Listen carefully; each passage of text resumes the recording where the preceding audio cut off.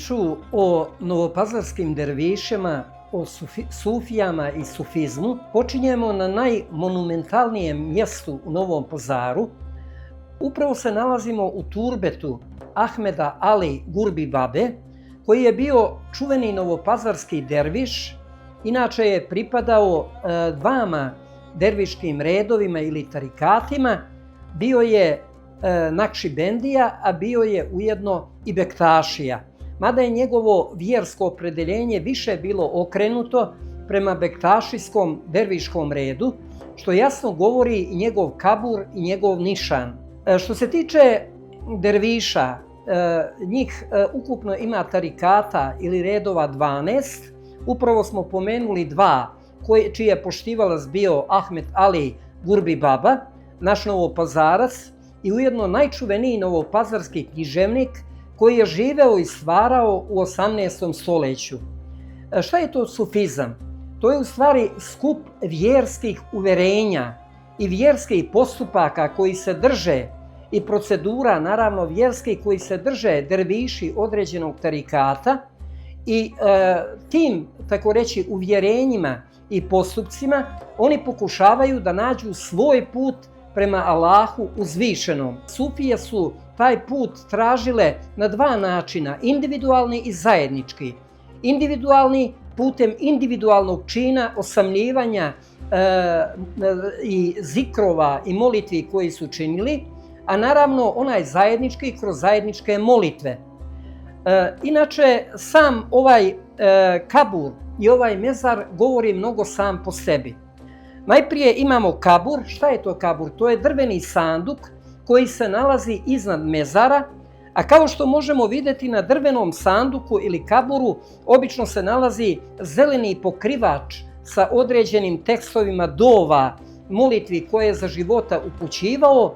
Naravno, kao što vidite, tu je derviška kapa koju je koristio bektašijski red, tespihi.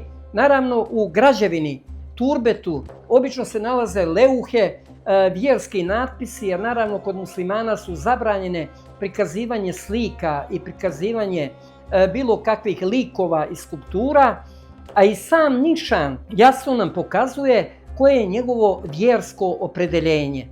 Kao što možete vidjeti, na njegovom uzglavnom nišanu nalazi se karakteristična bektašijska kapa koju su oni nosili na glavi. Ona je bila visoka, obično od vune izrađena, i kao što vidite ona ima 12 podioka, 12 kajasa, jer u stvari jasno ukazuje da su bektašije poštovale 12 imama, što je karakteristično za ovaj derviški red. Okolo se nalazi čalma, to je ovaj donji dio koji je pridržavao kapu u ovom ravnomernom položaju na glavi kako je ona stajala. Inače, derviš Ahmed Gurbi Baba, svaki dio njegovog imena kazuje dio priče o njemu. Ahmed je njegovo ime. Uostalom, on se potpisuje u svojim divanima, u svojim književnim delima po 3 književna imena. Ima ono književno ime ili ihlas Gurbi, tuđinski ili tuđinac. Zašto tuđinski, a novopazarac? Zato što je njegov otac imao spahiluke i u Jedrenima i on je dobar dio života proveo u tom gradu na svome spahiluku. Očigledno da je i tamo prihvatio vjersko učenje bektašijskog derviškog tarikata i da je tamo postao bektašija. Mada je imao velike simpatije i prema Nakšibendijama. Radi se o čovjeku veoma širokog intelektualnog spektra, pa nije i čudo što su njegova vjerska uverenja isto tako širokog dijapazona. Inače, drugo ime koje koristi je ono njegovo rođeno ime Ahmed. Dodatak Ali govori da je sin Alijev, Gurbi da je živeo dugo u tuđini, a Baba govori o njegovoj vjerskoj tituli. Naime, onaj ko je starešina određene tekije, njegovo zvanje je baba ili šejh, a inače jednog verskog tarikata u jednom mjestu ili šire nosio je titulu dede. Najpoznatije je njegovo književno delo koje je naravno prožeto njegovim vjerskim uverenjima je njegov čuveni divan. U vrijeme osmanske vladavine književnici su svi pisali divane. Šta je to divan? To je zbirka pjesama. I on je sastavio zbirku pjesama koja je nama poznata, koja je pronađena, koja je prevedena, čijeg sadržaja mnogo možemo vidjeti iz njegove biografije. Čak možemo iz geografije i tadašnje istorije Novog Pazara naći podatke o njemu. Možemo vidjeti da je on zaista bio veoma odan i svojoj vjeri islam i vjerskom pravcu sufijskom, bektašijskom. Jedna njegova rečenica, jedan njegov stih jasno govori gdje on kaže: gurbi umali jelo i piće, a povećaj okretanje svoga obraza u zoru prema Allahu uzvišenom, da je on zaista svoja vjerska uvjerenja do kraja života dosljedno poštovao. Inače, on je živio u današnjoj mahali Jošanica, u Beogradskoj ulici, gdje se nalazila njegova kuća, koja je verovatno pretvorena u tekiju. Inače, u toj kući su se nalazili također mezarevi ovako sa kaburevima i drugih njegovih pristalica. Neki kažu da je tu ukopan njegov brat, neki kažu da je njegov pristalica. Inače, kažu da je on umro u toj kući, da je najprije sahranjen pored nje, a da su kasnije njegovi ostaci prenijeti na Gazilaru. Inače, oni nisu ostavljali amanet da se napravi turbe, to su poštivaoci kasnije pravili i znak poštovanja prema njemu. Ovo turbe je nastalo verovatno neposredno iza njegove smrti. On je verovatno rođen 1798-99, a umro je 1775-76. Zašto izgovaram po 2 godine? Zato što se radi o hidžetskim godinama i one se jasno ne podudaraju sa gregorijanskim kalendarom. Dakle, živeo je nekih 77 godina. Svi smatraju da ovaj divan nije njegovo jedino književno delo, već da je on stvorio verovatno još neki divan. On je bio fenomenalan i filozof i mislilac, tako da sigurno i djela te prirode postoje, ali ih treba naći da li u turskim arhivima, da li na nekim mjestima, možda i u njegovom rodnom gradu, koja su još uvijek za nas istorijska skrivalica, ali siguran sam da će budućnost nam dati još puno podataka o njemu. Zašto sam rekao da je rođen 1698-99? Zato što on kaže da je počeo u Bosni, a inače Bosna je tada bosanski pašaluk ili ejalet, to je područje koje je obuhvatalo i Novopazarski vilajet tadašnji. Dakle, ovaj kraj je tada pripadao Bosni, zato on govori da je počeo u Bosni, odnosno u rodnom gradu Novom Pazaru, 1722-23. i da je imao tada 25 godina. Tarih ili natpis na ovom turbetu jasno ukazuje na godinu 1775-76 kada je umro. Ovdje je imao nekada još jedan kabur. Abdul Kadir, njegov verni pristaša, je sigurno izrazio želju koji godinu dana kasnije umro, da bude sahranjen pored svoga babe, pored svoga verskog učitelja i velikog pjesnika. Inače, ovdje su se okupljale njegove pristalice i njegovi poštivaoci. On je bio jako poštovan u cijelom Novom Pazaru kao intelektualna gromada, tako reći, ovoga grada. I ovdje su se okupljali, čitali stihove, recitovali stihove iz njegovih divana i na taj način osvežavali sećanja na svog vjerskog učitelja i na velikog novopazarskog pesnika Ahmed Alija Gurbi Babu, koji je jedno ogromno ime iz 18. vijeka, kome mnogo duguje njegov rodni grad Novi Pazar, o kome on uostalom i pjeva u svome divanu. Sam postupak ulaska u turbat je veoma interesantan. Još pred turbe treba nazvati selam. Ulazi se desnom nogom u znak poštovanja i prema osobi i prema, tako reći, objektu i prema njegovom, tako reći, vjerskom uverenju. Zatim nakon toga običaj je da se izuči Fatiha. Inače, obično se uči šerif i ihlas preko 10 puta najčešće. Zatim ajetul kursija i kažu da je lijepo izučiti i na file namaz. Inače, da razbijem jedan tabu pogrešan koji kruži kod nas, da ljudi se mole u derviškom turbetu umrlom. Ne, okrene se prema kibli i dove koje se uče, one su posvećene upravo kao jedna hedija, tako reći, Božjem poslaniku, ehli bejtu, njegovoj porodici i naravno samoj vjeri islamu. A njemu samo učenje tih dova na neki način i njemu je hedija, jer je pored njegovog groba, u blizini njegovog groba i u blizini njegovog večnog počivališta. Tokom vremena su nastajala neka vjerovanja. I naš narod prilikom obilaska turbeta obično bi palio svijeće, što se jasno vidi i po tragovima svijeća i upaljenoj svijeći. Zatim ostavljao je novac, ali ima također jedan običaj interesantan. Da onaj ko se brine o turbetu, da je on obično svako veče prije odlaska ostavljao ibrik ili u novije vrijeme flašu sa vodom, leđen i peštimalj.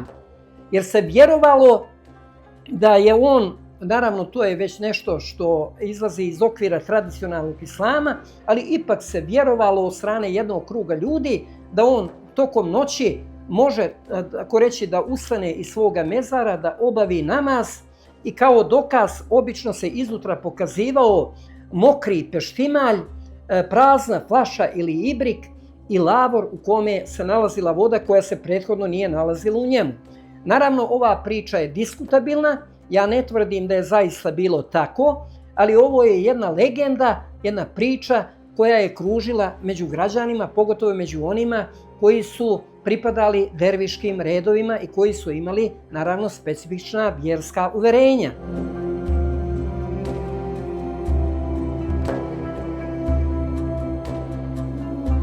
Inače, postojale su 3 vrsta turbeta.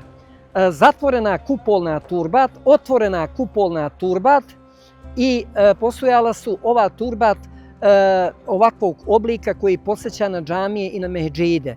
Kao što možete vidjeti, na ovom turbetu se nalaze 2 tariha, odnosno 2 natpisa i na tim natpisima je kazano koje godine je turbe podignuto i kazano je ko u ovom turbetu, čiji posmrtni ostaci leže, odnosno Ahmeda Ali Gurbi Babe i Abdul Kadira, njegovog sledbenika. Godina dana je razlike u smrti između njih dvojice. Ovo je prvobitno turbe, bez ovoga trijema, odnosno ulaznog dijela. Inače, trijem je izgrađen negde u periodu između 2 svjetska rata. Dakle, ovaj dio je kasnije dodat. Inače, ovo je prvobitna konstrukcija turbeta. Kao što možete vidjeti, radi se o 4-nastrešnom krovu ili 4-slivnom, koji je pokriven tradicionalnim materijalom za Novi Pazar toga vremena, ceramidom. Turbat koja su kupolna i koja imaju stubove mogu biti 8-ugaona i 6-ugaona, zavisno o kojim, i one su otvorenog tipa. Iznad turbade, bilo da su 6-ugaona ili 8-ugaona, sa 4 ili 6 stubova, nalazila se kupola koja je obično bila od mermera različitih boja, a naravno sami nišani su bili obavezno od mermera, kao što potvrđuje i nišan Ahmeda Ali Gurbi Babe. Na takvim turbadima također imamo prozore, oni su mali, oni se nalaze ili na kupolnom prostoru ili se nalaze, ako je on zatvorenog tipa, na osnovi turbeta. Inače, ovdje ima jedna specifičnost, pošto se nalazimo u spoljnjem prostoru ispred turbeta. Kao što možete vidjeti, evo ga jedan, drugi, ovi nišani jasno pokazuju da se također radi o bektašijama. Prema legendi koja kruži Novim Pazarom i dan danas među novopazarcima, krajem 18. vijeka u Novi Pazar je stiglo oko 15-ak pripadnika bektašijskog reda iz Bagdada. Međutim, oni su, da li zbog vjerskog učenja, da li zbog možda i nekih drugih učenja koje nisu odgovarala tadašnjoj aktuelnoj vlasti, došli u sukob sa tadašnjom pazarskom vlašću.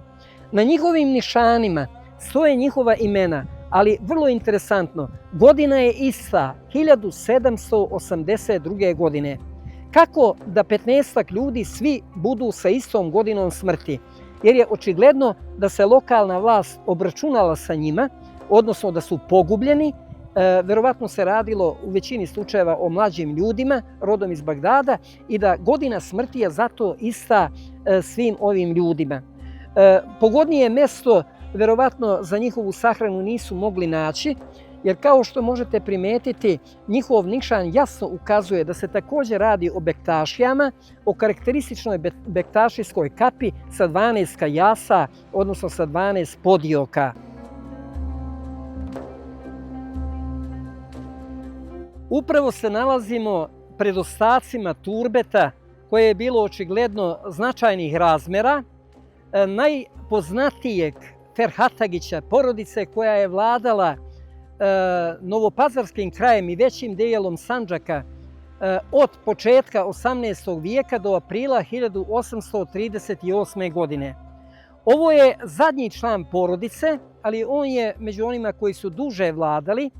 Narod ga obično zove Eyüp Bek, što je greška jer on nije bio bek, oni su bili paše. I kao što rekoh, on je u jedno veoma turbulentno vrijeme vladao, a to je prva polovina 19. vijeka. To je vrijeme kada je izbio veliki narodni nacionalni pokret Husein kapetana Gradaševića. Eyüp paša je ostao veran sultanu i jedinstvenom islamskom carstvu, dok je pokret Huseina kapetana Gradaševića tražio jaku autonomiju za Bosnu, koja bi kasnije prerasla u državu. Pošto je Husein kapetan na kraju krajeva doživeo poraz i njegov pokret, Eyüp paša, koji je u međuvremenu bio dislociran na Kopaoničkom kraju, vratio se u Novi Pazar i vladao je, kao što rekao, do aprila 1838. godine. Radi se o ličnosti sa veoma burnom i veoma bogatom karijerom, sa mnogo istorijskih događaja u istorijskim izvorima o njemu. Međutim, nakon smrti njegove pristalice će mu napraviti ovo turbe, ali oni koji su bili njegovi protivnici još za života, očigledno da će doći, verovatno pod okriljem večeri negde, i porušiti ovo turbe koje se i danas nalazi u ovom ruiniranom stanju. Naravno, ovo turbe jedne značajne novopazarske ličnosti iz Sandžačke jasno nam poručuje da ga treba restaurirati, da ga treba ponovo obnoviti, što bi bilo značajno za ovaj grad, za Sandžak i za cijelu Republiku Srbiju.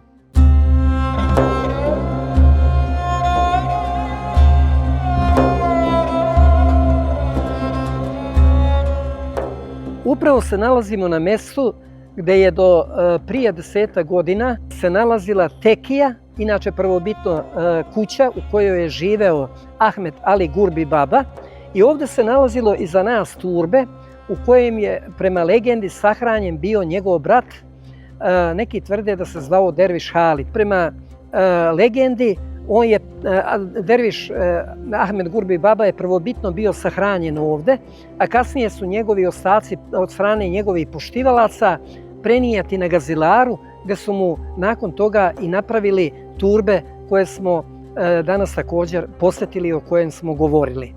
Nažalost, više ne postoji niti tekija, niti turbe.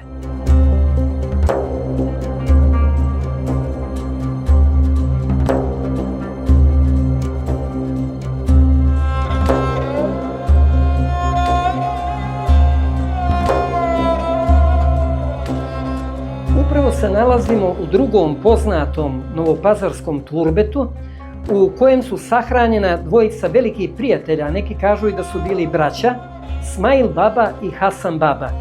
Inače, ovo turbe je sastavni deo tekije koja se nalazi u produžetku turbeta.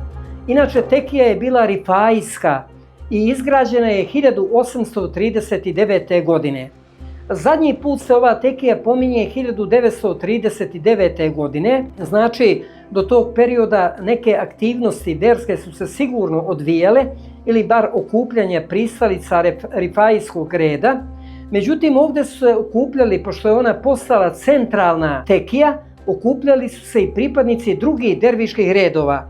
Inače, ranije, prije nego što je 1989. godine došlo do požara koji je zahvatio turbe, pogotovo turbe, i bitno ga oštetio, i koje su građani kasnije ponovo renovirali i izgradili, jer je jedna zapaljena sveća bila kobna, da požar zahvati ovaj dio, ali zahvaljujući marljivosti meštana iz Prištinske ulice i šire, vidite da je Turbe ponovo dobilo veoma pristojan izgled.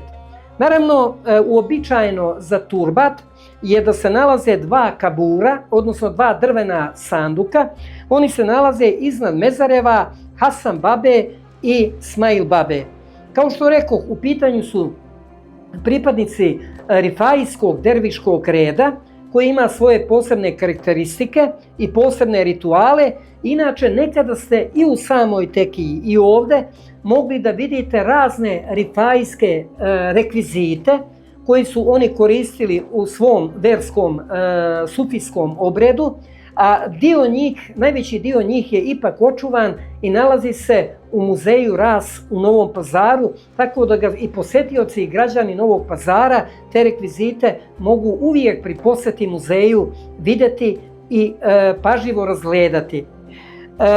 Njima je ispunjen amanet koji su ostavili da budu zajedno i oni do ovog današnjeg dana, njihovi mezarevi su jedni pored drugih i u večnom boravištu oni su zajedno, tako reći, što je simbol prijateljstva i nerazdvojnosti koja je postojala dok su bili živi. Ova tekija je imala je oblik pravougaonika, razmjera 8 metara sa 4 metra širine.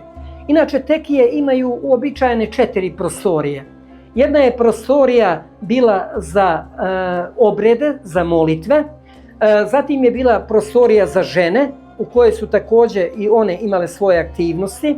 Bila je gostinska soba koju su koristili i pripadnici derviškog reda i neki možda musafiri koji su tu trenutno boravili, i bio je mutvak ili kuhinja u kojem se pripremala hrana kao u svim kuhinjama koje se koriste u tu svrhu. Inače, nemamo podatke kao za tekiju u Jošanici, obično ima u blizini i pekara, naravno za hleb i mešane proizvode koje obično imaju pojedine tekije, kao što je imala tekija u Jošanici. Inače, ovdje se sledi taj obrazac da su imale sve te 4 prostorije, dakle jedna upravo klasična i prilično dobro očuvana i tekija i turbe. Naravno, pored turbeta je uvijek zeleni pokrivač, peškiri, u većini se mogu vidjeti i tespihi, knjige naravno smeštene u neposrednoj blizini, leuhe. Dakle, to je uobičajeni enterijer turbadi, ma u koje turbe ušli i ma ga posjetili.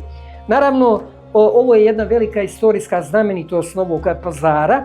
Nalazi se u Prištinskoj ulici broj 10. Do svoje smrti čuvala je majka mog prijatelja Bećira, Kumrija Duplja, koja je preselila 2004. godine, a sada čuva njen sin Bećir i vodi veoma računa o ovom objektu i njegova porodica, i zbog toga upravo ovaj objekat se nalazi u ovako divnom očuvanom stanju. Kada izađemo, prikazat ću jednu drugu znamenitost, jedan drugi mezar sa veoma interesantnom legendom, ali da bi o tome ispričao moramo biti pred ovo turbe.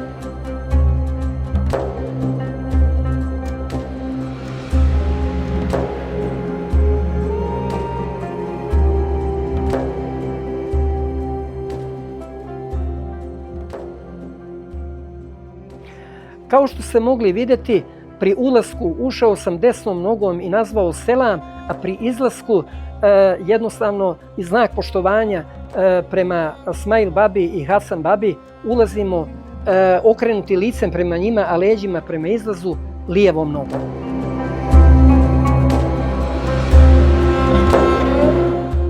Ispred rifaijske tekije i ispred turbeta Smail Babe i Hasan Babe nalazi se jedan veoma zanimljiv mezar, čije nišane možete vidjeti. Interesantno da se na prednjem delu nišana može vidjeti i liljan i rozeta. Interesantno da se na jednom muslimanskom spomeniku nalazi liljan kao spomenik koji je bio vezan za religiju u kojoj su ranije pripadali Bošnjaci. Ova legenda je veoma zanimljiva, veoma romantična, ali istovremeno i tragična.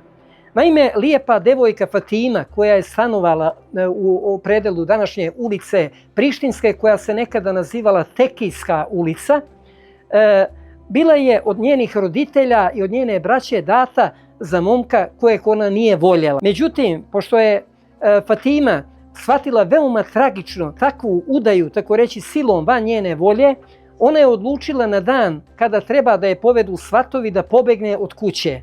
To je bila velika bruka za njenu familiju, za riječ koju su dali, jer ona je bila faktički data, isprošena. Oni su je negde u ovom predelu našli i sabljama su joj odrubili glavu. Prema legendi, ponavljam legendi, ona je uzela svoju odsečenu glavu u rukama pod pazuho i sa njom je trčala. To je uobičajeni jedan derviški motiv kod derviša koji se često pojavljuje. I kada je neko povikao, evo je devojka, nosi glavu svoju pod pazuho, navodno tog istog trenutka, to se junacima iz legendi ponavljalo, oni padnu mrtvi, ali ima adet tu na mjestu gdje ostanu mrtvi da bude i njihov mezar. Ovdje je ispustila definitivno dušu Fatima i ovdje je i njen grob, a legenda o njoj i o jednoj nesretnoj ljubavi još uvijek živi u Novom Pazaru i oni koji posete ovu tekiju i ovo turbe obavezno izuče Fatihu i pored mezara mlade Fatime i u ime njene mladog života i nesretne ljubavi koja se tragično jedno i drugo završila. Za ovo turbe vezuju se i mnoge legende. Da. Neke si čuo i u tvojem detinjstvu kad si bio mali. Da. Možeš li nam ispričati neku od njih? Mogu da ispričam još jednu legendu o rahmetli Fatimi, devojci koja je bila pod prsten, koju su njeni obećali drugom, za koga ona nije volela. I razbolela se tad rečeno od verema. A verem je ljubavna bolest, tako se smatra. I koliko je bila bolesna, svaki dan je ono više i više propadala i neko je rekao da dođe u turbe da prenoći između dva kabura, Hasan babe i Ismail babe. Ako se probudi ujutru, ozdravit će. Ako se ne probudi, znači to je bila sudbina i gotovo. Ona je došla posle jacije, tu je kao zaspala i više se nije probudila. I sad, kako je umrla u turbetu, onda oni su htjeli da je ukopaju u turbe, ali u turbe, muško turbe, nije mogla da se ukopa unutra, nego su je van turbeta, odmah do zida, nju ukopali, tu je sahranili. I to je ovo turbe iza nas ovdje. Jeste, turbe Hasan babe i Ismail babe. Inače, u to vrijeme je bilo, kad se ljubav cijenila, dosta često se dešavalo da devojke od neuzvraćene ljubavi, kad se previše zaljube, i presele od srca, od verema. Da. A reci mi, ovdje je se dešavalo i nekih drugih neobičnih stvari koje su prelazile kasnije u te legende? Jesu. Vezano za tekiju i za turbe. Bio je čuvar turbeta ovdje, koji je održavao turbe, Skarep Medo, Mehmed. I jednu noć je primio jednog prolaznika, putnika, tu da prenoći. I on ga je nahranio, napojio, onda je legli su da spavaju, smestio ga je i Medo, koji je održavao turbe, tamo bi da zaspe, tamo ga prvi sam hvata isto i kaže, ja se probudi, isto kada me neko drnu. Otvori oči, vidimo nas spava. I šta je, kaže, belahule. On opet zaspi, taman san, opet ga nešto drni. Nešto mu je davalo neko dešare. Treći put isto bilo tako neđe pred sabah, isto ga nešto drni on. Probudi se, otvori oči, pogleda, čovjek spava. U jedno vreme se probudi po sabahu, onoga namernika niđe nije bilo tog, što je smestio na konak, ruku pod jastuku, para nigde. Što ću da kažem da je imao dešare cijelu noć, da pripazi na toga i desilo se. Dobro, kao djeca ste slušali i nešto kad se učini što možda i nije trebalo, recimo ovdje dosta bilo grožđe, pa kad bi neko ubao grožđe, šta bi bilo? Da, ima isto priča, tu komšinica jedna koja je preselila, kod devojka od 8-9 godina, 10 ako sam čuo, i kad niko nije imao tu, a to je bilo veliko grožđe. I ona je uzela u tumajlice, ubrala par grozdova i stavila u tumajlije. te dimice one. I kad je naišao Mehmed, Allah tele, na vrata, ona se uplaši i pobegni u turbe. Kako je ušla u turbe, vrata se zatvore. Onda je on došao do turbeta, da otvori, rekao, subhanallah, zatvorena vrata. Onda otvori vrata, ne može. Kucni unutra, ko je, ništa. On je poslije učio neke doješta. I pitao, ko je unutra? Kaže, ona se javi. Kaže, baci to što si uzela i nema nikakvih problema. Baci to, otvori se vrata. I ona kako je s pojasa raskači dimice, grožđe padni, vrata se otvori. Tu sam legendu upamtio baš dobro. Jer sam ja tu ulazio u turbe, pomagao bi rahmetli Bećovoj majci koja je pazila i ona turbe, tu da pomjeri, da očisti, da istresujemo. Da su tu imali i oružje, Hasan babi, Ismail babe, njihove lične stvari su bile. I onda sam od tad sam se pazio da ne uzmem ništa, da ne diram ono. Jer legenda je to neka koja su sadila u meni i više nisam. Reci mi, te njihove lične stvari, gdje su sad? Te lične njihove stvari su u muzeju. U muzeju Ras. Jest, čuvaju se tamo.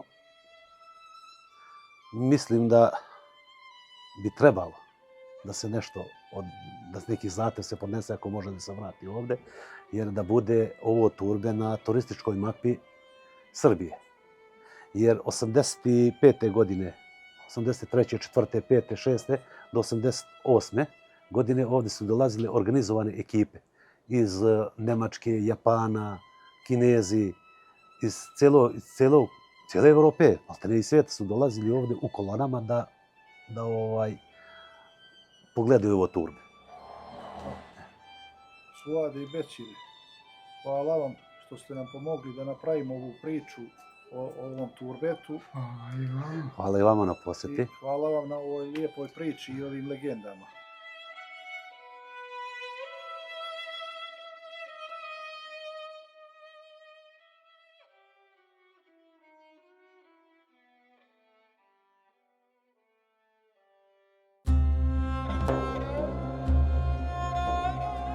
Nalazimo se pored usred, bolje reći, vjerovatno najstarijeg novopazarskog mezarja ili groblja na Jermišu.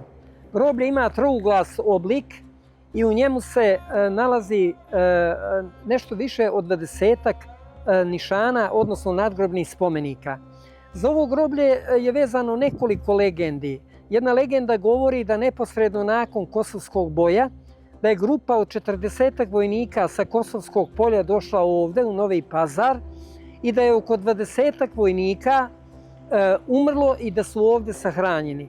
Jedna druga legenda govori da je jedan mladi princ kretao se iz Bosne sa svojom majkom i sa 18 pratilaca. On je trebao da ide na školovanje prema Istanbulu, a zatim prema Širazu.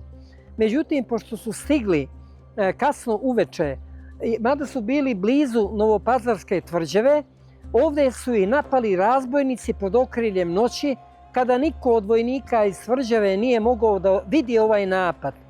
18 vojnika je napravilo, tako reći, grudobran oko princa i njegove majke i branili su ga, međutim svi su izginuli.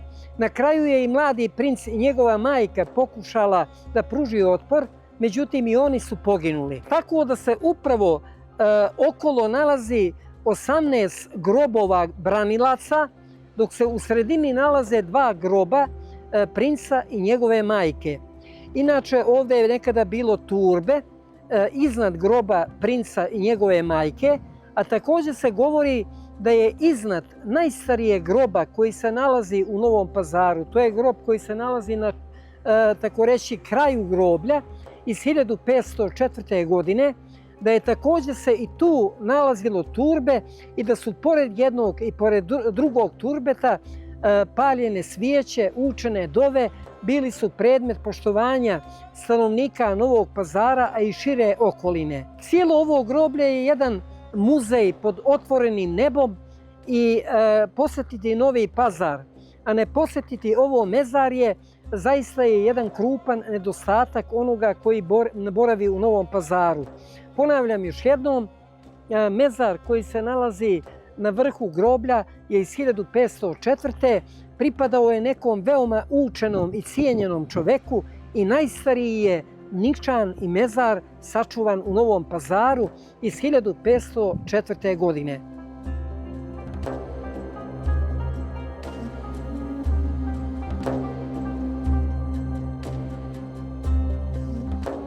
Upravo se nalazimo ispred Bor džamije ili Hadži Hurem džamije, džamije iz 16. vijeka, a ja se upravo nalazim ispred turbeta graditelja, ktitora, vakifa ove džamije Hadži Hurema, po kome se džamija i naziva.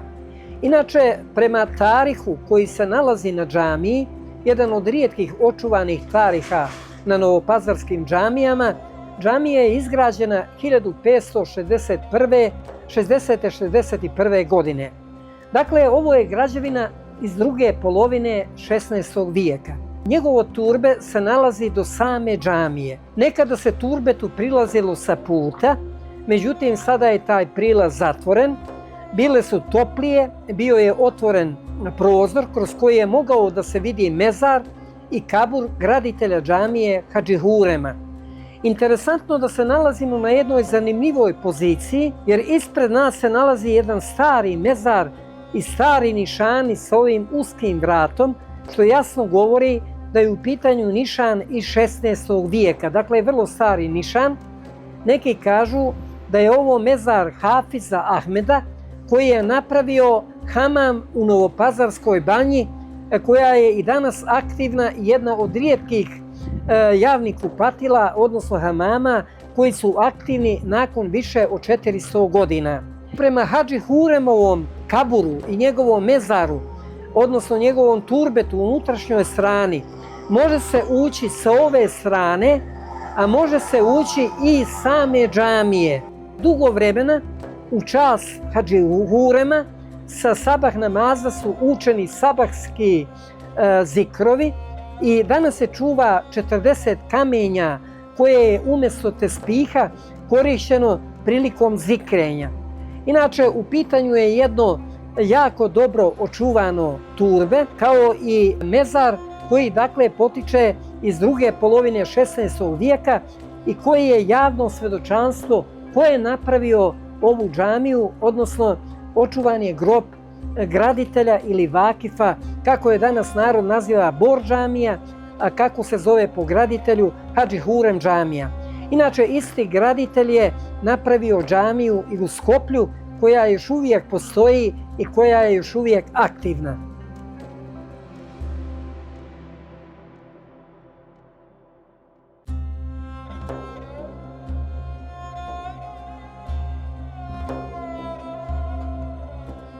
Upravo se nalazimo u još jednom novopazarskom turbetu koje je posvećeno Gazi Mustafi, jednom nepoznatom gazi i nepoznatom junaku koji je verovatno stradao u nekom od svetih ratova, vjerskih ratova, najvjerovatnije u 18. vijeku.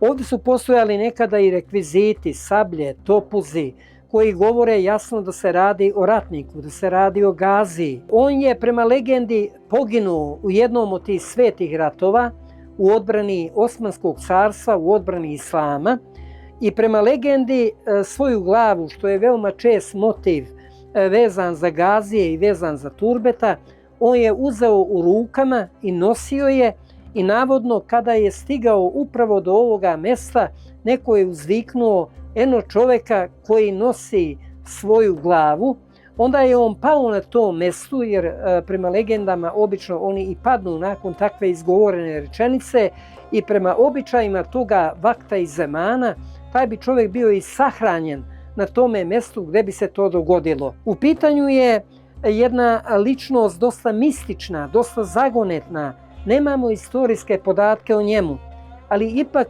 očuvano je njegovo ime, očuvano je njegovo zvanje Gazija, što znači junak, znači čovjek koji je bio ratnik, čovjek koji je bio slavni osmanski vođa, čak i vojskovođa verovatno, jer se turbat ne podižu i ovakvi objekti nemaju ljudi koji su bez značaja u svome vremenu i u istoriji svoga vremena. Kao što možemo vidjeti, ovo turbe se nalazi u dosta lošem stanju i ukoliko se ne budu preuzeli radovi na njegovoj restauraciji, ono će verovatno jednoga dana samo od sebe se obrušiti i nestaće jedan značajan istorijski spomenik Novog Pazara. Posljednji koji se brinu o ovom istorijskom spomeniku, o ovom turbetu, o ovom mezaru su iz porodice Mavrić. Međutim, uprkos njihovoj brizi, bez pomoći šire društvene zajednice, počevši od grada Novog Pazara, Ministarstva kulture, ovo će turbe i Gazi Mustafa, koji zaslužuje jedno obnovljeno turbe, sigurno u jednom bližem vremenskom periodu definitivno propasti i nestati, a Novi Pazar će izgubiti još jedno turbe i još jedan značajan istorijski spomenik. U ulici Rade Petrović u Varoš Mahali nalaze se, bolje reći, ostaci jednog turbeta koje potiče iz početka 19. vijeka. Kao što vidite na ovoj spomen ploči, turbe je podignuto Gazi Osmanu Muftiću Imamoviću, oficiru koji je borio se u borbama za Novi Pazar u Prvom srpskom ustanku. Pošto u Novopazarskoj tvrđavi nakon višednevne opsade je ponestalo hrane, grupa vojnika i oficir Gazi Osman su krenuli u potrazi za hranom da bi odnijeli vojnoj posadi u tvrđavi. Međutim, upravo ovdje na ovom mjestu dogodio se sukob sa srpskim ustanicima u kojoj je Gazi Osman poginuo. On je na mjestu pogibije i sahranjen i nekada je imalo na ovom mjestu turbe. Bilo je turbe otvorenog tipa. Bila su 4 stuba, nišani od bijelog mermera i plavičasti mermer je sačinjavao kupolu. Nažalost, to turbe je u međuvremenu stradalo i ovo je ono što je ostalo posljednje od turbeta Gazije Osmana, koji je poginuo braneći Novi Pazar 1809. Naravno, ovo je ujedno i poziv kako onim koji se bave kulturom i historijskom baštinom ovoga grada i šire, da se ovo turbe obnovi kako bi Novi Pazar imao što bogatiju turističku ponudu i što više zanimljivih istorijskih spomenika u svojoj ponudi. Osnivač grada Isak Bek Isaković, kada je došao i podigao ovdje prvo tekiju, svakako je bio pripadnik derviških redova. Nije cilj Bošnjačkog instituta za nauku, kulturu i umjetnost da se bavi sa onim ko je više pravovjeran ili manje pravovjeran ili ko je na pravom putu, to svakako ostavljamo Bogu da odluči ko je na zemlji činio dobre stvari i na koji način ih je činio. Ono što mi želimo da učinimo jeste da na jedan način prvo sve te spomenike, te zapise u kamenu na neki način popišemo, da uz pomoć materijalnih dokaza ili živih svjedoka zapišemo gdje su bili, kako su se nalazili, u kojem obliku, a možda u budućnosti da pokušamo i da ih vratimo u nekakvo prvobitno stanje, što bi bilo izuzetno važno za ovu zajednicu. Vidjeli ste iz ove emisije koju smo uradili uz pomoć Ministarstva kulture Republike Srbije da su neki očuvani, da su neka turbeta i groblja očuvana, neka su manje očuvana, a neka su u potpunosti uništena i da kažem zaboravljena. Mislim da ono što je ostalo treba zaštititi, da treba uraditi jednu revitalizaciju tih objekata i sačuvati ono što su nam preci ostavili u amanet. A ti preci su svakako bili jedni od najvećih ljudi ovoga kraja. Oni su bili veliki naučnici, veliki pjesnici, mnogi od njih su bili vojskovođe, upravitelji grada i naša je obaveza da ono što je ostalo iza njih sačuvamo kao primjer dobrih dijela koji su oni činili. Kažem, nije na nama da sudimo previše o tome kakav je pravac u islamu ili da li nije pravac u islamu i da li je to ispravan put ili nije ispravan put. Mi se bavimo čisto onim historijskim i onim što je ostalo iza naših predaka. to je svakako nešto što je lijepo, što su mnoge stvari su materializovane legende, materializovane priče koje se mogu osvežiti, zapisati, a od svega toga kako i sami ljudi koji se bave i dan danas čuvanjem onih turbeta koji su ostali, sami ljudi kažu, imaju osjećaj za to da bi se od svega toga moglo napraviti jedna, da kažem, turistička atrakcija, jedna ponuda za turiste koji dolaze u ovaj grad. Da imamo priču da smo postojali prije 500 i 600 godina na ovom prostoru, što je izuzetno važno i izuzetno značajno. Ovo je svakako jedan prvi korak koji Bošnjački institut čini zajedno sa Ministarstvom kulture. U narednom periodu planiramo da sa muzejom RAS i sa njima učinimo još nekih koraka, ali je bitno da lokalna zajednica shvati da ovo što treba zaštititi, da ovo što treba sačuvati, da to neće niko doći sa strane, iz nekog drugog grada, iz Beograda, iz sa Balkana, ne znam odakle, i da to čini. Jednostavno, mi moramo sami učiniti kao lokalna zajednica korake da sve ove stvari zaštitimo. I ono turbe koje ste vidjeli u emisiji Mustafino turbe, vidjeli ste u kakvom je stanju, trebalo bi prvo njega zaštititi i sačuvati za buduća pokoljenja. A kasnije bi naravno trebalo obnoviti sva ostalo kojima imamo materijalne dokaze da su postojali na određenim mjestima. Mislim da bi to bio jedan zadatak i ove emisije, ovoga čime se mi bavimo, i zadatak, kažem, cijele lokalne zajednice da učini te korake, da ostavimo trag od nas ka budućnosti.